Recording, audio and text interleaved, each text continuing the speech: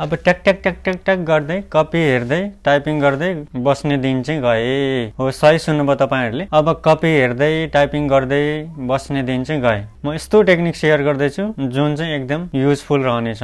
तपाईले लेखेको ह्यान्डराइटिङ एक क्लिकमा डिजिटल फर्मेटमा अब सबै तपाईसँगै कसरी गर्ने भन्ने कुरा चाहिँ शेयर गर्दैछु। भिडियो अन्तिमसम्म हेरेर साथ दिनु होला। त्यसको लागि 2-3 वटा कुरा गर्नुपर्ने हुन्छ। मोबाइल स्क्रिन शेयर गरेर तपाईहरुलाई देखाउने छु है त। मोबाइलको स्क्रिन तर्फ लागौं। सबभन्दा पहिले तपाईले एप स्टोरबाट अथवा गुगल प्ले स्टोरबाट गुगल ट्रान्सलेट भन्ने एप्लिकेसन डाउनलोड गर्नुपर्ने हुन्छ। मैले चाहिँ अलरेडी डाउनलोड गरिसकेको छु।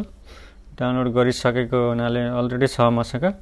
त्यसपछि गुगल ट्रान्सलेट ओपन गर्ने, लगइन गरेर राख्नु भयो भने त्यसको एउटा फाइदा हुन्छ। म त्यो पछि भन्ने छु तपाईहरुलाई।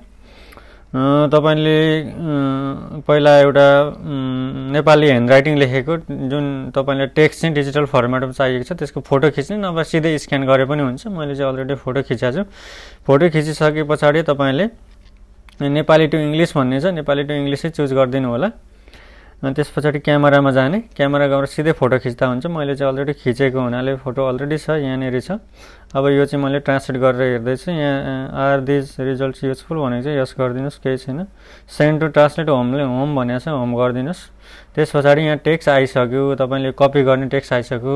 यो टेक्स्टलाई चाहिँ एकचोटि कम्पेयर गरेर हेरौँ ट्रान्सलेट भएको टेक्स्ट र ओरिजिनल फोटो जुन फोटो ल्याएको छ त्यसमा करेक्ट छ कि छैन भनेर टेस्ट गरौँ है त।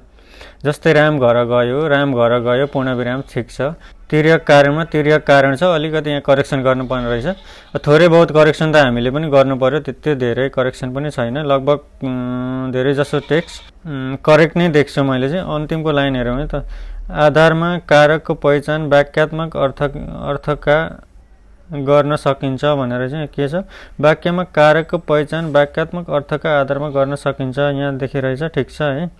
पहिचान नगरी त्यसको अर्थलाई ख्याल गर्नुपर्छ। पहिचान नगरी त्यसको अर्थलाई ख्याल गर्नुपर्छ भनेको चाहिँ यसलाई अलिकति करेक्सन त अब हामीले पनि गर्नै पर्यो। त्यति त गर्न सकिहाल्छौँ। यति हुँदा पनि धेरै नै सजिलो हुन्छ है त। यसलाई सेलेक्ट गर्ने, एउटा सेलेक्ट गर्ने, त्यसपछि सेलेक्ट अल गर्ने, कपी गर्ने। तपाईले जहाँ राख्न खोज्नुहुन्छ जहाँ कपी गरेर राखे पनि भयो।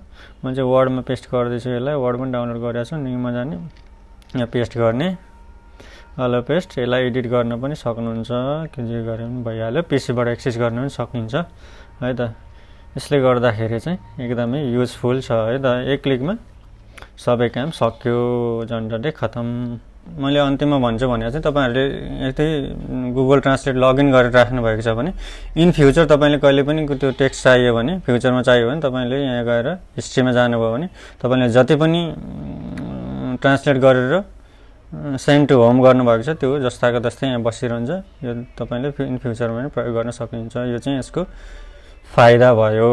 र अन्त्यमा धेरै धेरै धन्यवाद अन्तिमसम्म भिडियो हेरेर साथ दिनुभएकोमा। कतिको इन्फर्मेटिभ लाग्यो भिडियो तपाईहरुलाई प्लिज कमेन्ट गर्न नभुल्नु होला। धेरै शेयर गरिदिनु होला। Thank you.